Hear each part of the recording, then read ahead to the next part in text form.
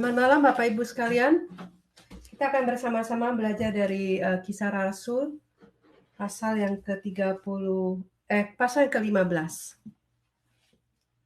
Saya akan membacakan untuk Bapak Ibu sekalian. Harap kita bisa simak bersama ya.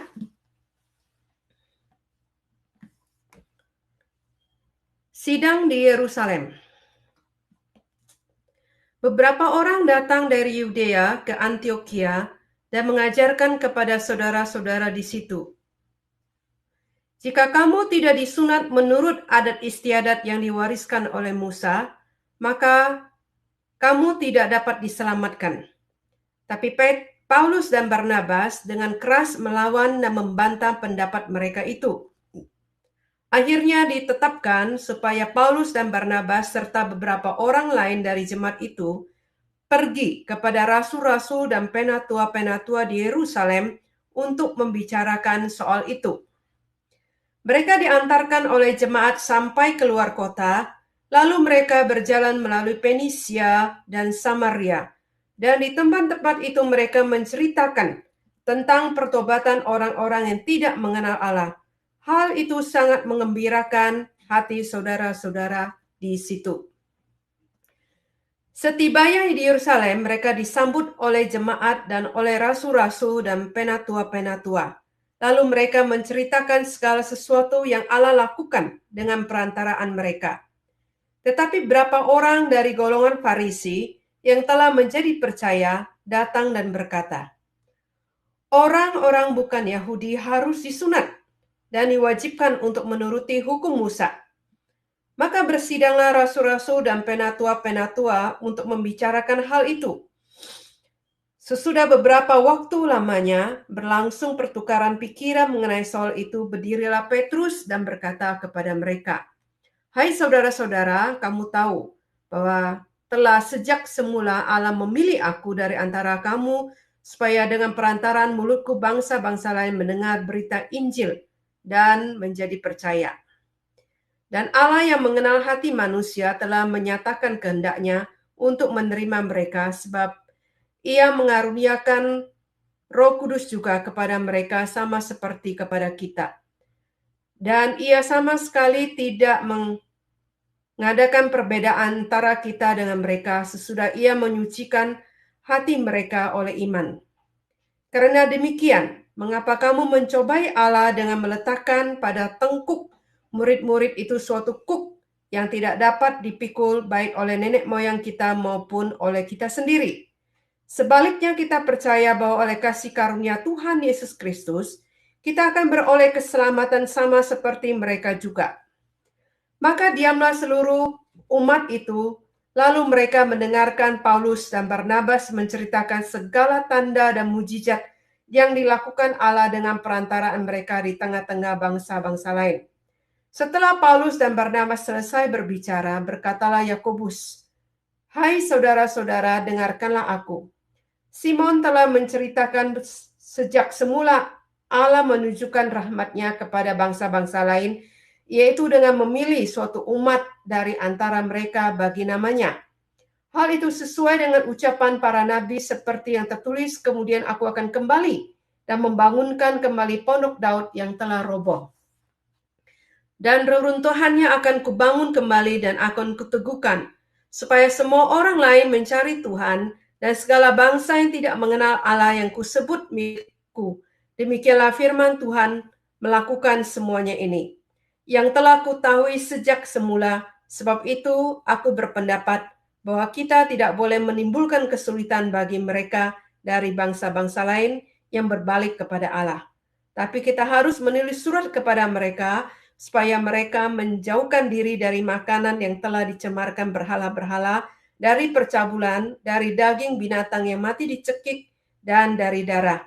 Sebab sejak dahulu, hukum Musa diberitakan di tiap-tiap kota, sampai sekarang hukum itu dibacakan tiap-tiap hari Sabat di rumah-rumah ibadat. Mari kita berdoa sekali lagi. Tuhan, urapilah setiap kami, celikkanlah mata rohani kami, supaya kami dapat mengerti firman-Mu. Ampunilah segala dosa dan kesalahan kami. Pimpin sertai waktu kami ini Tuhan, Di dalam nama Tuhan Yesus kami berdoa. Amin. Bapak Ibu, kita hari ini akan membahas secara khusus Kisah Rasul pasal 15, yaitu tentang satu persoalan yang timbul di dalam gereja Tuhan. Dan di sini dituliskan bahwa beberapa orang datang dari Yudea ke Antioquia. Jadi ada sekelompok orang-orang Kristen dari Yudea, mereka dengan sengaja datang ke gereja Antioquia untuk memberitakan satu pengajaran yang tidak sama dengan apa yang diajarkan oleh Barnabas ataupun Paulus. Yaitu mereka mengatakan, jikalau kamu tidak disunat menurut adat istiadat yang diwariskan oleh Musa, kamu tidak dapat diselamatkan. Nah, orang Kristen ini, mereka bukan hanya percaya untuk diri mereka sendiri, tapi mereka dengan sengaja datang ke sana untuk mengajarkan hal-hal ini. Apa yang mereka ajarkan dengan bahasa sehari-hari itu maksudnya seperti ini. Hai kamu orang kafir, orang non-Yahudi, kamu boleh-boleh saja menjadi orang Kristen. Tetapi kamu harus menjadi sama seperti kami dulu, seperti orang Yahudi. Kamu harus tunduk kepada ritual orang Yahudi, termasuk kamu disunat dulu. Baru kamu sah menjadi orang Kristen. Nah, sesungguhnya sangat sulit bagi orang Yahudi pada umumnya ataupun orang Yahudi yang telah menjadi orang Kristen pada waktu itu pun masih sangat sulit untuk menerima saudara-saudara seiman mereka yang non-Yahudi. Karena mereka sudah sejak kecil terbentuk satu pemikiran bahwa orang kafir, orang non-Yahudi itu dianggap kelas yang lebih rendah. Dianggap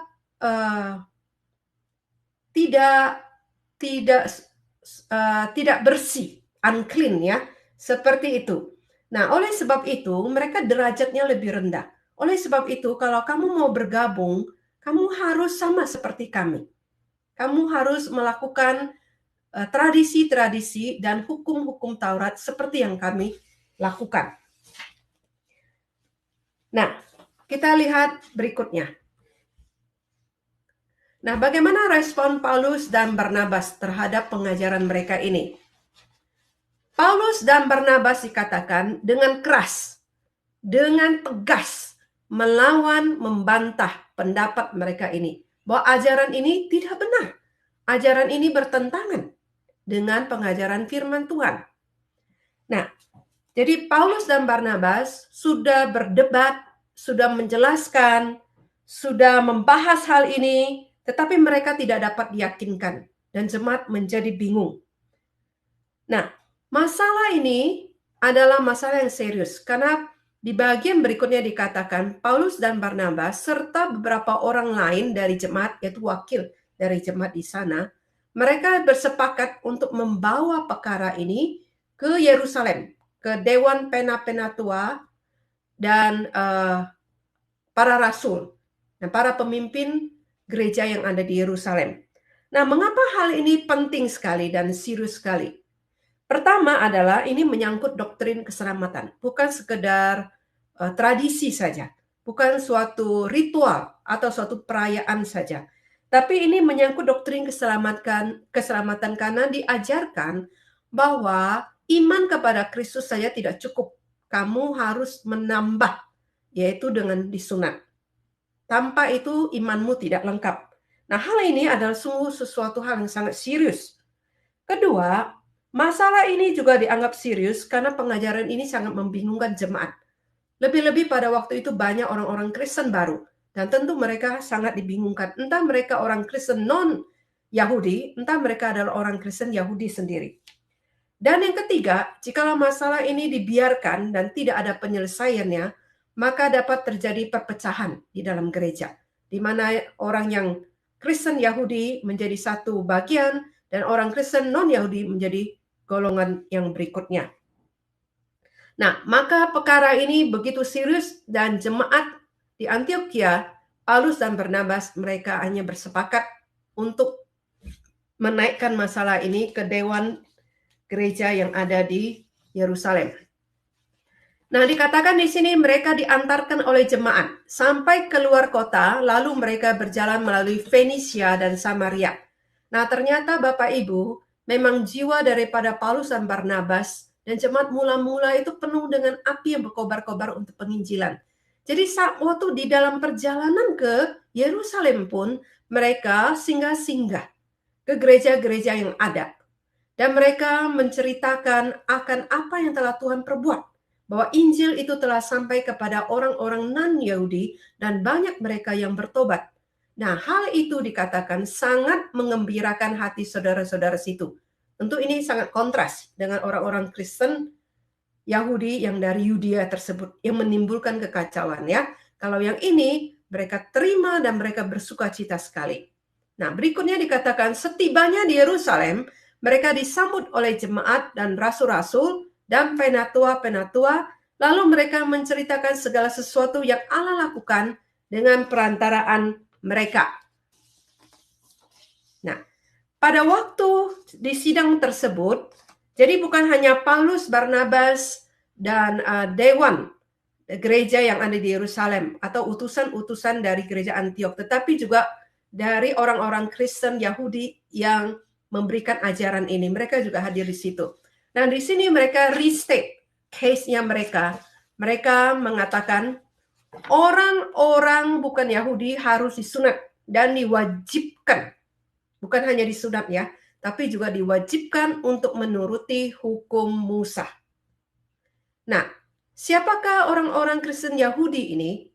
Ternyata mereka memiliki latar belakang sebagai orang Farisi. Kita tahu orang Farisi adalah orang Yahudi yang sangat ketat di dalam memelihara hukum Taurat. Dan mereka sangat legalistik. Bahwa segala sesuatu itu harus dijalankan persis seperti itu. Ya. Nah, mereka ini yang berkeberatan terhadap orang-orang Kristen non-Yahudi yang dianggap seolah-olah mengabaikan tradisi hukum Taurat orang Yahudi. Nah, kita akan lihat di sini. Di Listra sendiri, Paulus, sekarang kita perhatikan bagaimana sikap Paulus dan Barnabas ya. Dan kita lihat kembali, itu di Kisah Rasul 14, itu satu pasal sebelumnya. Nah, di Listra, Paulus dan Barnabas itu tidak mengizinkan orang-orang kafir untuk sekedar menambahkan Yesus ke dalam dewa-dewa yang mereka sudah sembah. Mereka memerintahkan bahwa mereka harus berbalik dari dewa-dewa itu dan mencari pembenaran di hadapan Allah. Nah, bahwa iman mereka, keselamatan mereka hanya melalui iman di dalam Kristus Yesus. Nah, hal yang sama juga sebenarnya yang hendak Paulus dan Barnabas tekankan. Bahwa orang Farisi atau orang Yahudi sendiri harus berbalik 100% dari upaya mereka untuk mencari pembenaran dari hadapan Allah melalui hukum Taurat. Itu tidak bisa. Tetapi mereka harus berbalik 100% hanya melalui anugerah di dalam iman kepada Yesus Kristus. Hanya itu. Nah, Paulus sendiri memahami hal ini. Paulus sendiri adalah bukan saja dia orang Yahudi, dia juga golongan Farisi. Dan kita tahu sebelumnya dia adalah seorang penggiat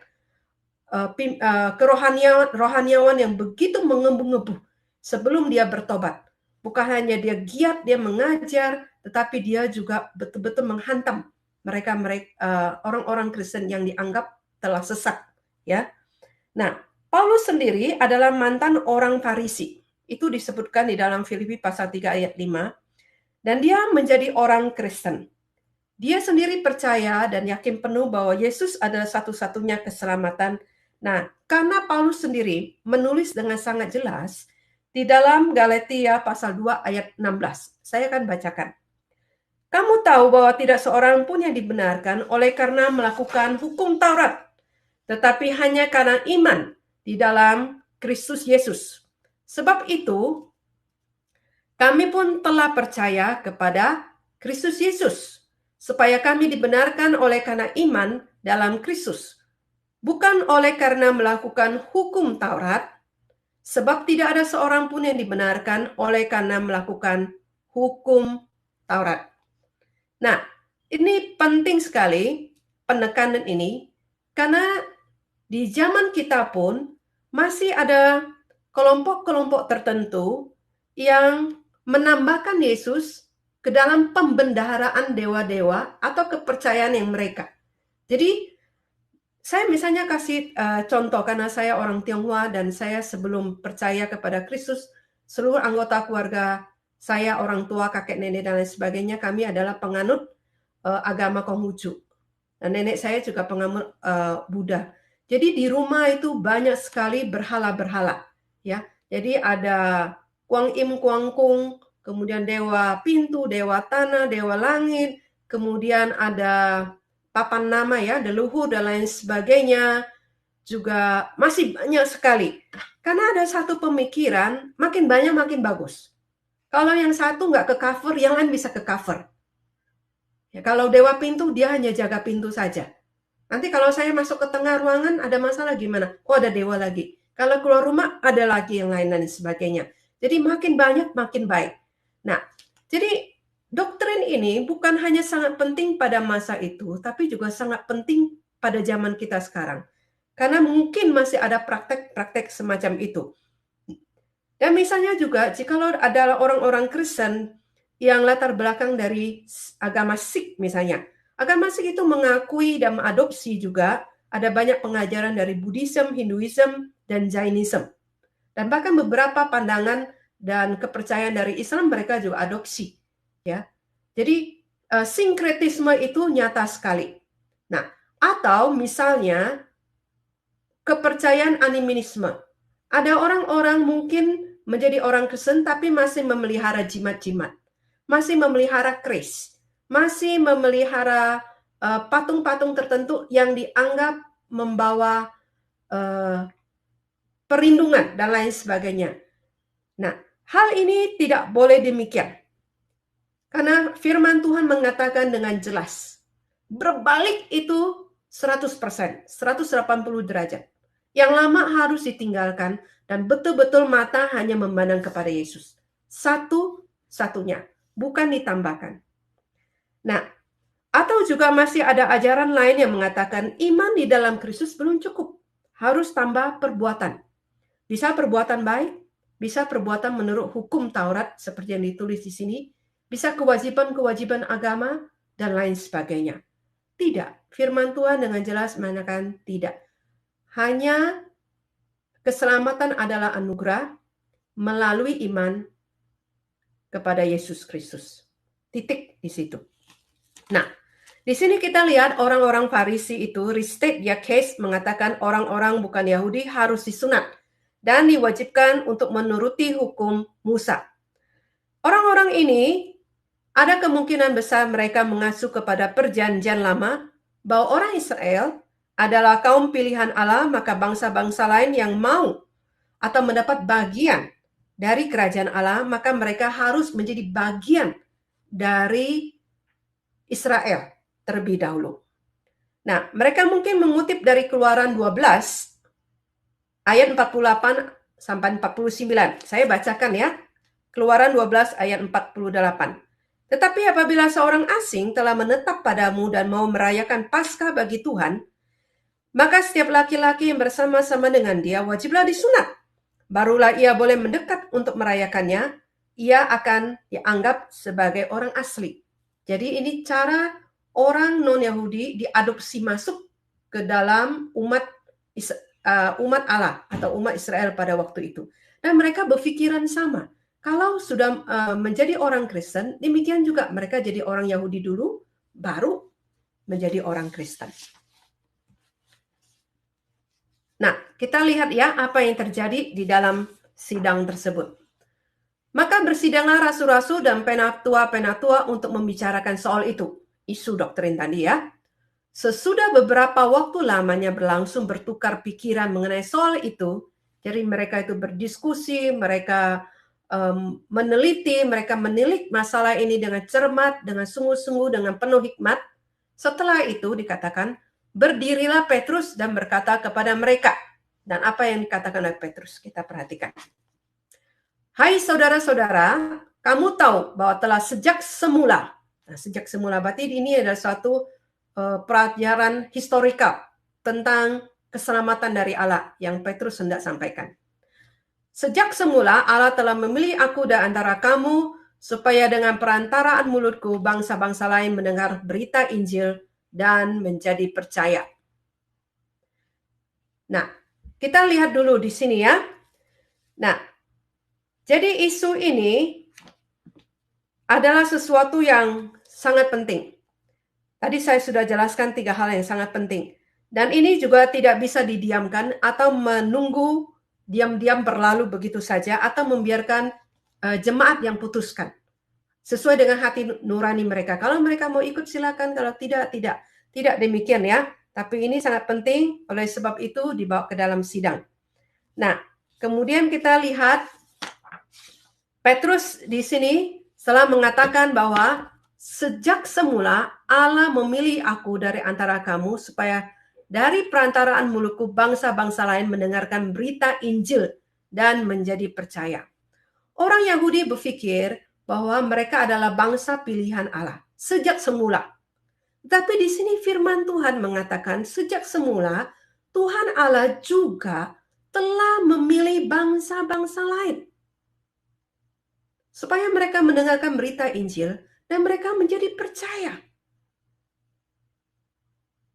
Jadi bukan terjadi saat itu saja, tapi sudah menjadi rancangan Allah sejak daripada semulanya. Nah, dikatakan kemudian Allah yang mengenal hati manusia telah menyatakan kehendaknya. Allah juga menerima mereka. Bukan hanya itu saja, ia juga mengaruniakan Roh Kudus kepada mereka sama seperti kepada kita. Nah, ini penekanan yang sangat amat penting ya. Allah yang adalah absolut. Dia yang maha kuasa. Dia yang menetapkan sejak semula bahwa dia juga memilih bangsa-bangsa lain, non-Yahudi, untuk percaya, untuk diselamatkan. Dan Tuhan Allah mengenal hati mereka. Dia menerima mereka. Dia menaruh rohnya di dalam diri mereka. Sama seperti orang Yahudi yang percaya, demikian juga mereka menerima hal yang sama. Nah, tentu hal ini adalah pengalaman Petrus sendiri juga, yang dicatat di dalam Kisah Rasul pasal 10. Yaitu pada waktu Petrus, dia sebelum diutus ke Cornelius, dia mendapatkan satu visi, bahwa langit terbuka dan dia melihat ada binatang-binatang yang halal, ada binatang-binatang yang haram. Clean and unclean animals. Kemudian Tuhan minta dia makan, dia bilang, tidak mungkin saya makan karena itu unclean. Tapi Tuhan mengatakan, kamu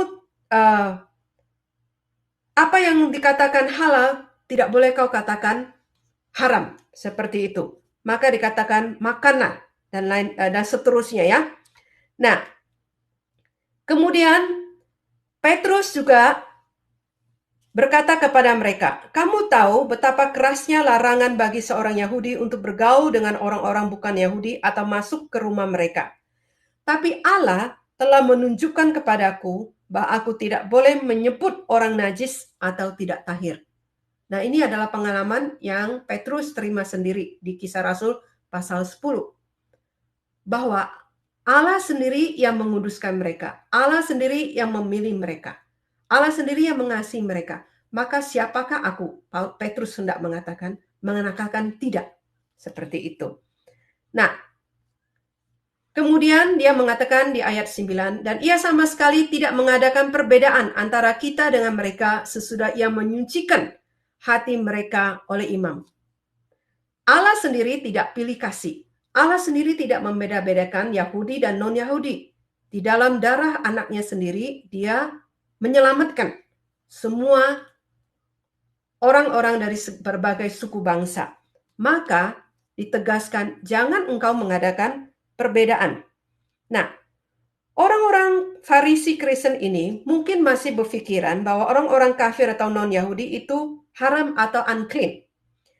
Dan harus terlebih dahulu mereka dibersihkan atau dihalalkan ya dengan ritual tertentu. Dalam hal ini adalah dengan cara disunat sebelum mereka diselamatkan.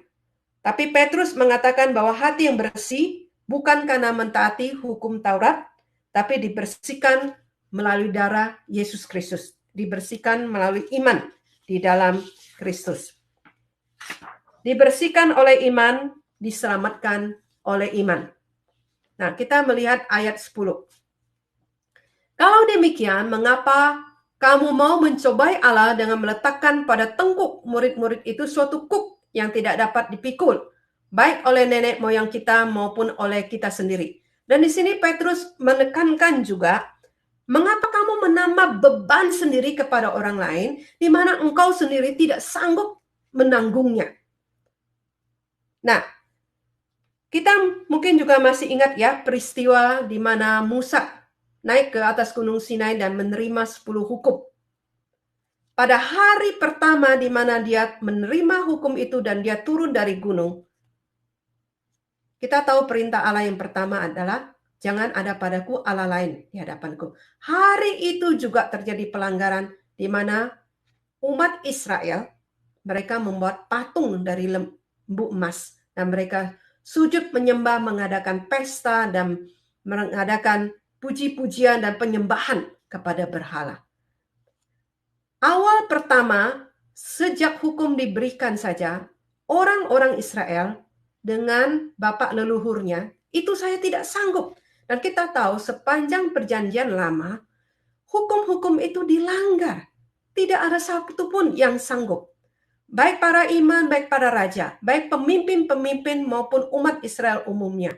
Jatuh ke dalam perzinahan, penyembahan berhala, bahkan pengorbanan anak manusia, pembunuhan, pencurian, dusta, dan lain sebagainya dan sebagainya.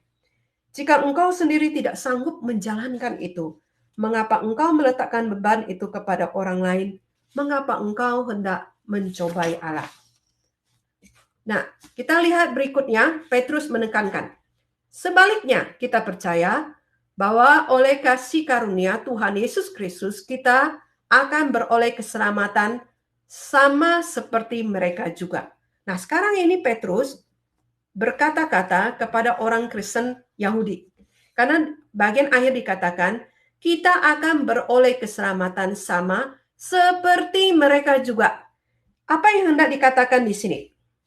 Sama seperti mereka, orang non-Yahudi, mereka diselamatkan hanya melalui iman kepada Kristus Yesus. Demikian juga engkau dan saya, orang-orang Yahudi. Kita juga diselamatkan bukan karena kita taat kepada ritual atau hukum Taurat.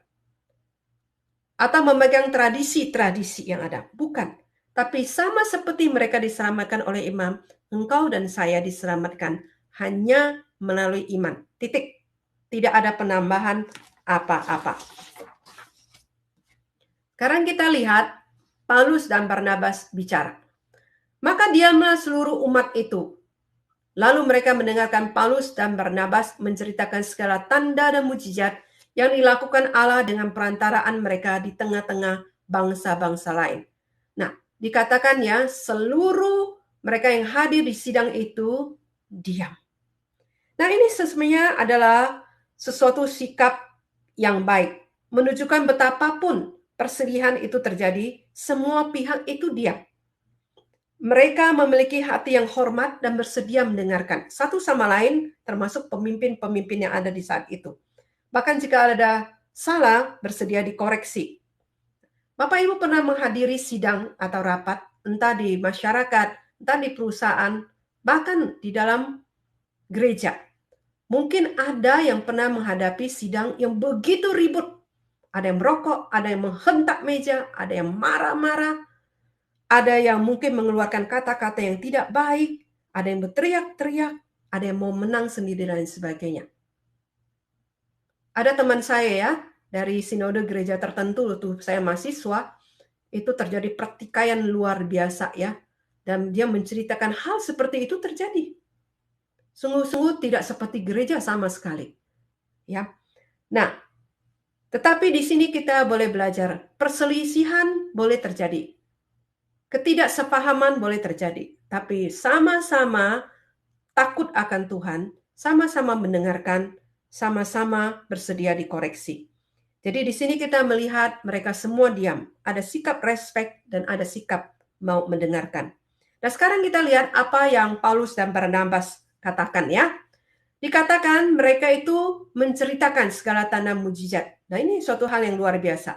Kalau kita menulis paper ya, ilmiah, biasa kita ada pernyataan atau statement. Atau kita ada menyatakan satu teori. Tapi itu tidak cukup. Biasanya harus diikuti dengan evidence. Bukti-bukti untuk mendukung apa yang telah dituliskan seperti itu. Nah, ini seperti ini kira-kira.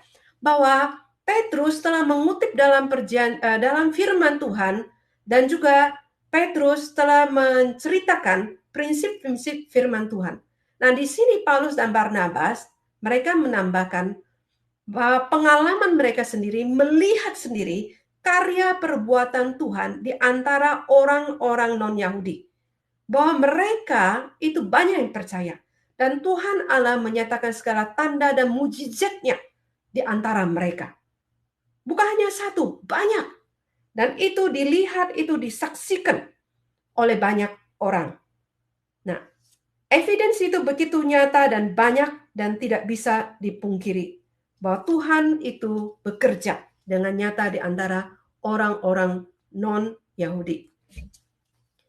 Sekarang kita lihat pemimpin berikutnya, yaitu Yakobus. Nah, setelah Paulus dan Barnabas selesai berbicara, berkatalah Yakobus. Nah, kemudian dia mengatakan demikian ya. Nah, sebelumnya kita lihat siapakah Yakobus di sini. Nah, Yakobus yang disebut di sini bukan Yakobus yang adalah ke-12 rasul. Jadi ini adalah Yakobus yang disebut Yakobus the Just, Yakobus yang adil, itu half brothers-nya dari Tuhan Yesus yang menulis kitab Yakobus.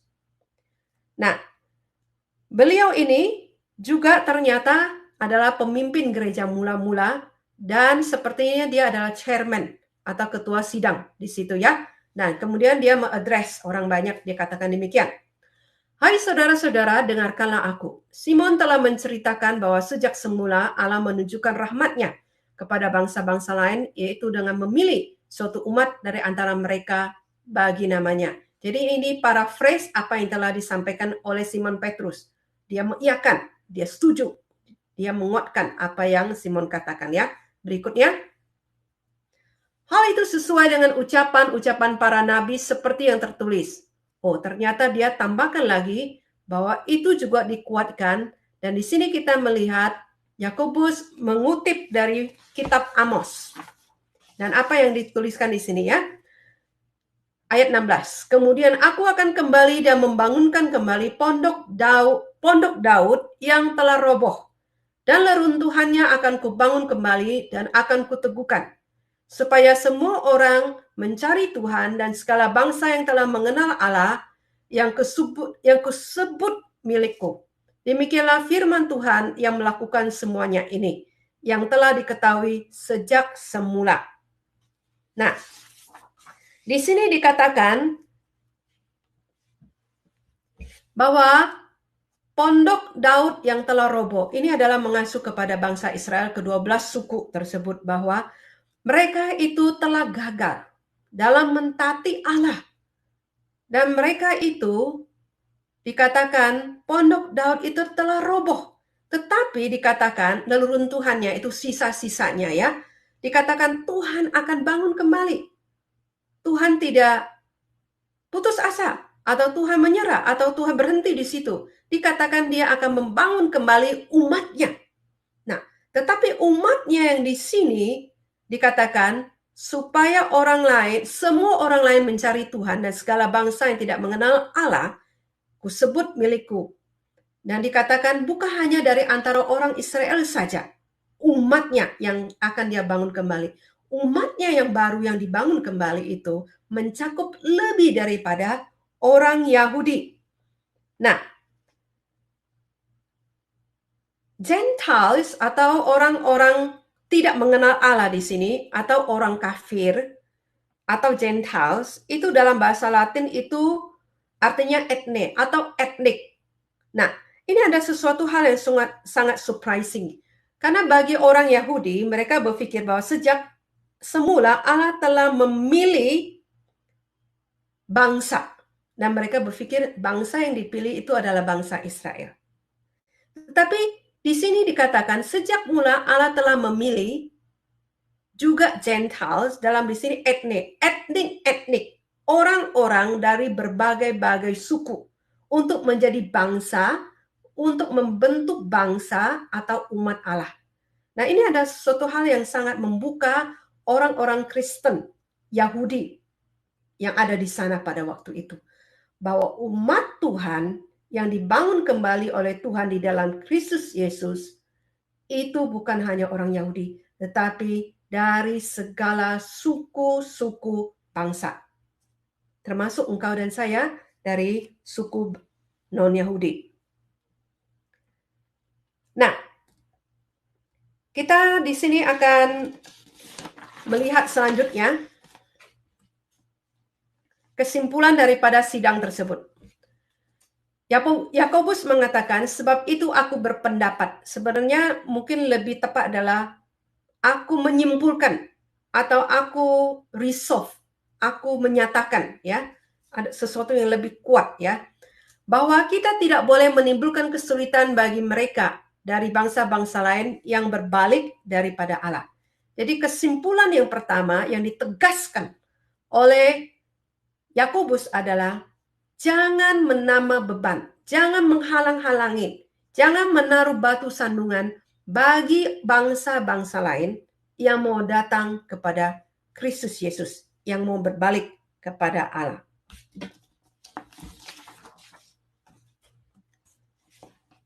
Kemudian dikatakan, tetapi kita harus menulis surat, ini syarat Yakobus ya kepada sidang itu, supaya mereka menjauhkan diri dari makanan yang telah dicemarkan berhala, percabulan, daging binatang yang mati dicekik, dan dari darah. Sebab sejak dahulu hukum Musa diberitakan di tiap-tiap kota. Dan sampai sekarang hukum itu dibacakan tiap-tiap hari Sabat di rumah-rumah ibadat. Nah, Yakobus mengusulkan bahwa hal ini ditambahkan, ini adalah penting. Bahwa di dalam gereja sekarang ada orang Yahudi dan orang non-Yahudi. Nah, jadi ada perbedaan di dalam hal ini. Nah, Yakobus menegaskan hal ini dengan dua pertimbangan. Pertama, untuk orang-orang Kristen non-Yahudi, mereka yang mungkin masih dipengaruhi dengan cara hidup yang lama, misalnya adalah sexual immorality, percabulan. Mereka harus abstain, menjauhkan diri, mereka harus berubah. Nah, itu yang pertama. Yang kedua adalah juga di sana ada orang-orang Kristen Yahudi. Maka orang-orang Kristen non-Yahudi diharapkan juga berbesar hati dengan prinsip kasih. Iya, engkau tidak lagi hidup atau tidak wajib untuk menuruti hukum atau tradisi orang Yahudi. Tetapi, jikalau engkau memperhatikan ini, engkau memperhatikan keutuhan gereja. Karena gereja mula-mula mereka masih sering berkumpul untuk common meal, untuk makan bersama. Jadi, diminta juga supaya mereka itu jangan makan makanan yang telah dicemarkan berhala, makanan yang telah dipersembahkan berhala. Ya. Mengenai makanan yang dipersembahkan berhala, bagi kita orang Kristen saat ini itu sudah dibahas oleh Rasul Paulus ya. Mungkin lain kesempatan akan dibahas mengenai hal ini. Nah, kemudian dikatakan juga daging binatang yang mati dicekik. Artinya daging binatang yang tidak kosher. Yang kalau orang Yahudi sebelum mereka menyembelih binatang, mereka membacakan doa dulu dan kemudian baru disembelih dengan cara tertentu. Dan juga makan darah. Jadi ketiga hal ini adalah menyangkut tradisi orang Yahudi. Jadi sebagaimana engkau orang Yahudi, jangan menaruh beban bagi orang non-Yahudi untuk datang kepada Kristus. Demikian juga engkau orang non-Yahudi, baik-baik juga engkau perhatikan hal ini, absen dari beberapa perkara yang disebutkan di sini, supaya engkau juga bisa dengan damai sejahtera. Orang-orang Yahudi itu beribadah bersama atau makan bersama di situ. Ya, saya pikir prinsip ini masih sangat penting ya untuk berlaku bagi gereja-gereja Tuhan pada zaman ini. Misalnya ya, ada kawan-kawan Muslim, mereka itu akhirnya bertobat menjadi orang Kristen. Terus kita dengan tanpa sungkan ya, kita tanpa tenggang rasa, kita makan babi. Casi oba. Terus, ini babi panggang enak. Terus, ini lemak babi, gurih dan lain sebagainya. Mereka itu bukan tidak boleh, tetapi mereka mungkin masih pengaruh dengan tradisi mereka yang lama, itu sulit sekali. Misalnya juga ada orang-orang Buddha yang vegetarian, yang tidak makan daging, tapi kemudian mereka menjadi orang Kristen. Kita mungkin makan bersama ya, setiap minggu setelah kebaktian. Ini daging enak, ini dimasak oleh Ci Swasti, enak sekali. Ini Cik Rina yang pesan, enak sekali. Ini semuanya enak-enak, mestinya kamu coba. Udah enggak apa-apa, semuanya halal di dalam Tuhan. Tapi dia itu makannya nyangkut di situ ya, nggak ketelan-ketelan. Karena nggak biasa makan daging. Ya, jadi kita orang-orang Kristen, bila kita juga memiliki tenggang rasa. Jangan soal hal-hal seperti ini, makan dan lain sebagainya, atau pakai, atau berkata-kata, hanya kita menjadi batu sandungan bagi orang lain. Terutama bagi mereka yang imannya masih muda di dalam Kristus. Ya, waktu saya orang Kristen mula-mula masih baru sekali, saya yakin makanan berhala itu tidak ada apa-apanya. Bahwa berhala itu tidak ada kuasa. Atau sembahyang kuburan. Ya, biasanya orang tua saya waktu itu belum Kristen, kakek nenek saya belum, jadi mereka cengbeng itu. Nah, semua makan malam itu semua makanan sudah dipersembahkan ke berhala. Tidak ada yang disisakan, yang tidak ada. Saya sebagai orang Kristen bagaimana? Nah, saya berdoa dan saya makan. Nah, tetapi ada waktunya saya itu mengabstain diri dari semua itu.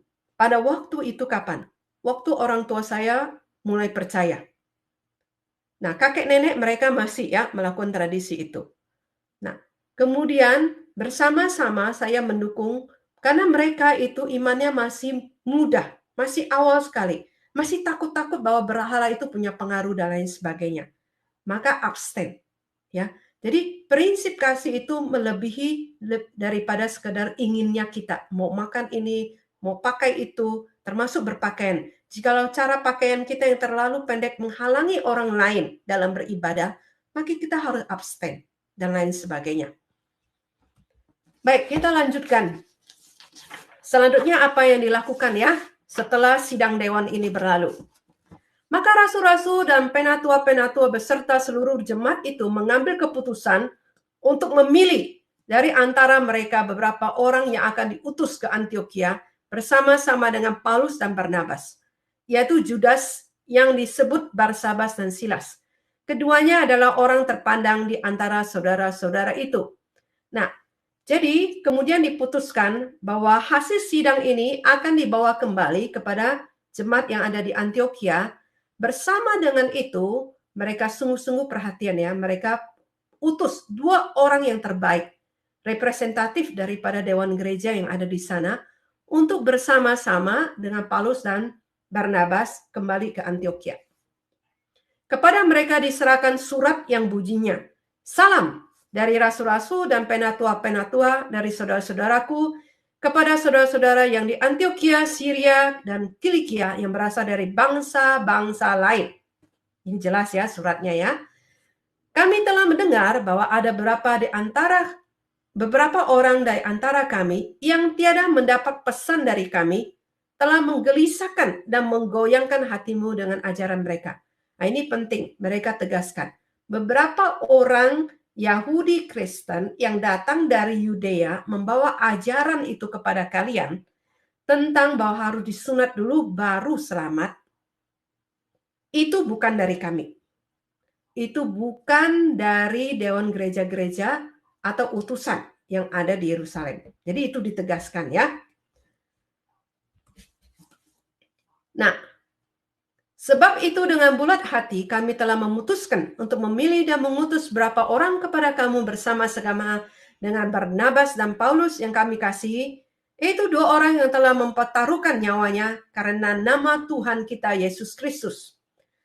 Maka kami telah mengutus Judas dan Silas yang dengan lisan akan menyampaikan pesan yang tertulis ini juga kepada kamu. Jadi 2 orang ini, Judas dan Silas, akan membacakan kepada sidang jemaat surat yang tertulis ini.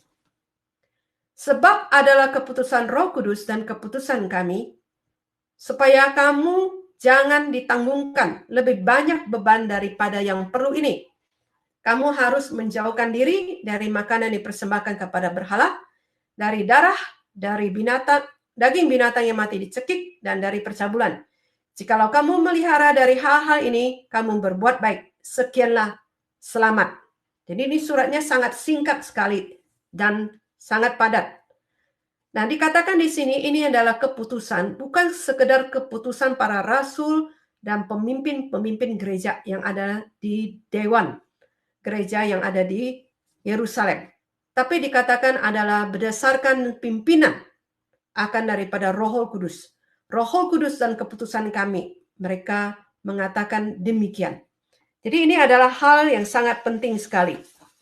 Bukan berdasarkan karena kami punya kuasa, atau bukan berdasarkan karena gereja ini dirintis oleh Paulus dan Barnabas dan mereka berdua dikirim dari Yerusalem. Maka kami yang berhak mengambil keputusan apa saja. Oh tidak, mereka sungguh-sungguh mengatakan ini adalah keputusan berdasarkan pimpinan Roh Kudus. Dan kita tahu ya pada waktu mereka sampai menghasilkan keputusan ini, betapa mereka telah mempertimbangkan firman Tuhan dengan sangat cermat. Ya, karena kita perhatikan kebanyakan pemimpin agama, pemimpin gereja pada waktu itu yang ada di sidang di Yerusalem itu, mereka itu adalah orang Yahudi. Tentu mereka bisa saja ya bersifat subjektif dan memihak. Bahwa berdasarkan tradisi ini, itu sesuai dengan tradisi kita iakan saja. Tidak, tapi mereka betul-betul firman Tuhan di atas tradisi. Nah, kemudian mereka mengadakan farewell. Setelah berpamitan, Yudas dan Silas berangkat ke Antioquia. Di situ mereka memanggil seluruh jemaat berkumpul, lalu menyerahkan surat itu kepada mereka. Setelah membaca surat itu, jemaat bersuka cita karena isinya yang menghiburkan. Bayangkan ya, bahwa mereka harus disunat dulu dan mengikuti, dan wajib dikata mengikuti hukum Taurat itu adalah hook yang luar biasa beratnya bagi orang Kristen pada waktu itu yang masih baru imannya.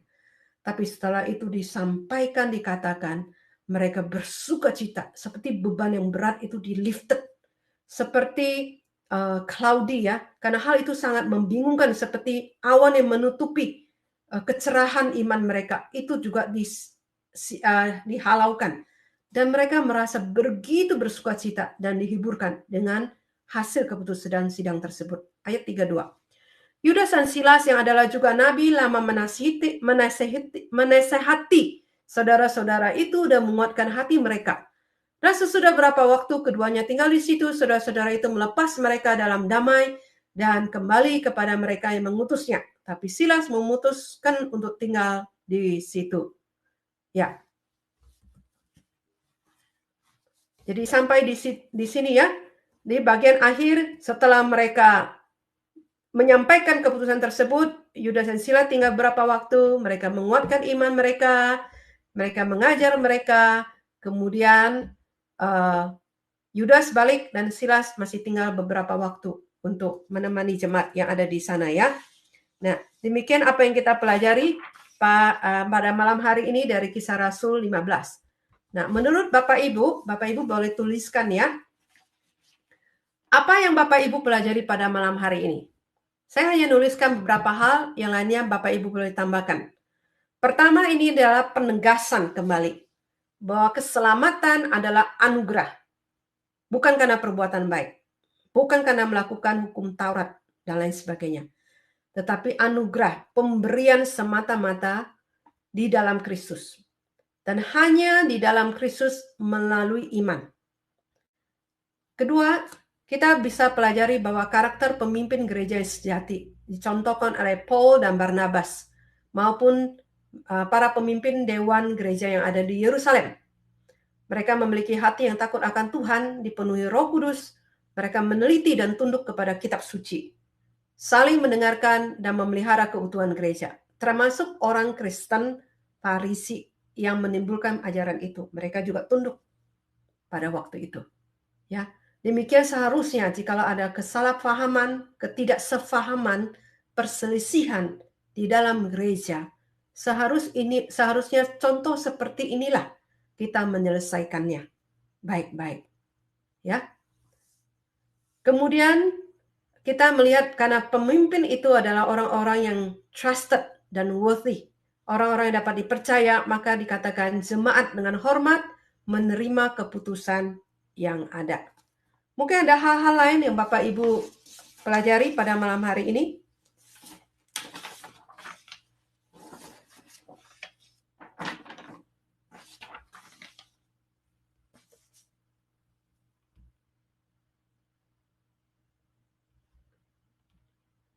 Oke, tampaknya tidak ada ya.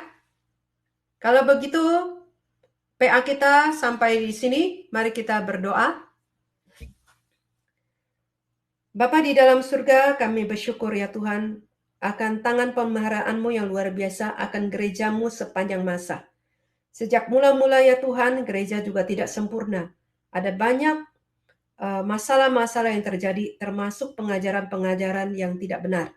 Tapi Tuhan, Engkau telah memunculkan orang-orang yang takut akan Engkau, dan Tuhan, Engkau menjawab dan Engkau memelihara gereja-Mu lewat mereka. Demikian juga ya Tuhan, pada zaman ini kami tahu Engkau terus memeliharakan gereja-Mu.